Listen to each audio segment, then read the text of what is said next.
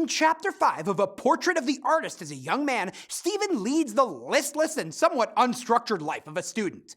He breakfasts at home amid pawn tickets and squalor, where his mother chides him for not bathing and his father curses him. Arriving late to the university, he falls into a conversation about aesthetics with the dean of students, who encourages Stephen to complete his degree before he turns completely to art.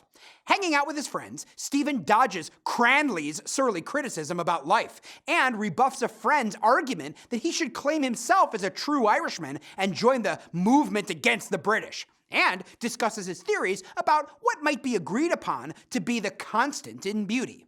Stephen has a euphoric dream where he understands life from the perspective of the highest order of angels, connecting heavenly love with the love he has for a girl named Emma, the girl from the birthday party years earlier.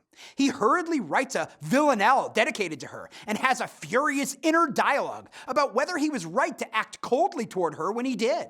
He essentially has been in love with her for 10 years. Later, he meets with Cranley and reveals that he will not be making his Easter confession and communion. He will not pursue the priesthood, and he plans to leave Ireland. Cranley feels this will mean isolation and exile, which Stephen welcomes. Stephen records a series of diary entries describing his last days in Dublin before both his physical departure from the city and his departure from his family, nation, and religion.